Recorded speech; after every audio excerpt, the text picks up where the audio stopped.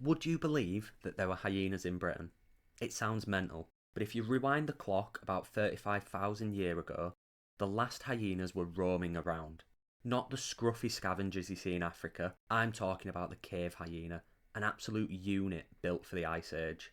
This 100 kilogram predator dominated, taking on everything in sight, and they did this until we interfered. The arrival of people plus a bit of climate change drove them to extinction. But what I want to know is, what if they never left? What if the ice melted and they adapted to a warmer climate? Surprisingly, modern Britain is only slightly warmer than the Ice Age. But would they have still ruled as the most dominant predator, or would they have replaced the urban fox as our resident bin raiders?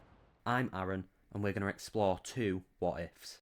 For theory one, let's say these hyenas took on the same route as foxes. Over generations, they would shrink in size.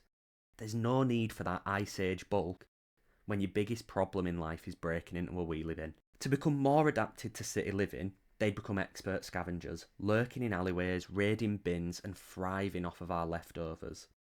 They'd also become more nocturnal, leading to a darker coat for camouflage in the night. Think of them as really muscly foxes, but with extremely strong, bone-crushing jaws. And would they be a nuisance? Absolutely. Imagine them overturning bins, lurking in car parks, and occasionally chasing off a dog walker. With their incredible intelligence and adaptability, they could put some serious pressure on foxes, potentially even leading to extinction in some areas. Think about it this way, foxes steal old kebabs, hyenas could steal your legs. And would they be dangerous? Probably.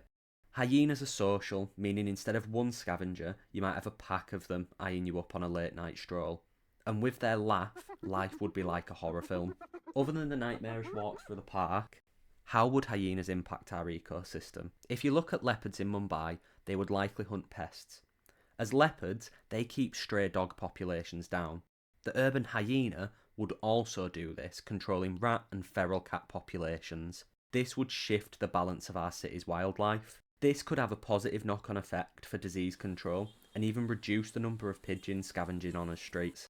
Alternatively, the lack of pest species could actually be a negative, as owls and kestrels rely on our rats and our mice in cities, so if we remove the pest, we remove the predators as well. For theory number two, let's flip the script a bit. What if they never shrank? What if they stayed true to their prehistoric form? Massive, powerful, hungry.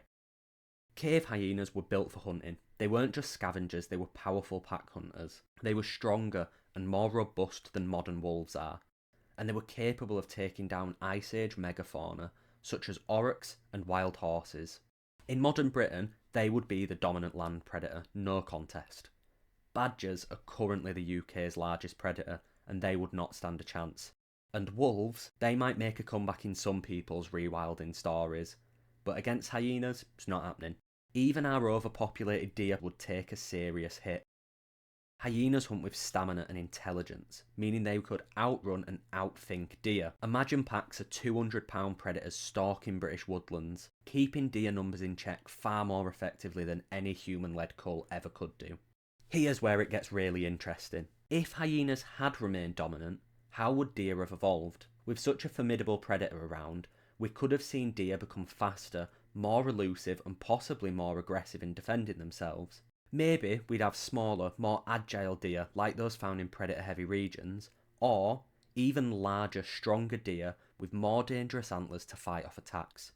The entire balance of the British ecosystem would shift around these hyenas. Aside from the environment, would they be a problem for people? Not necessarily. Like wolves, they'd probably avoid us most of the time, but in extreme winters, when food is scarce, let's just say you wouldn't want to wander alone through your park. Now that you've heard both theories, what's more likely?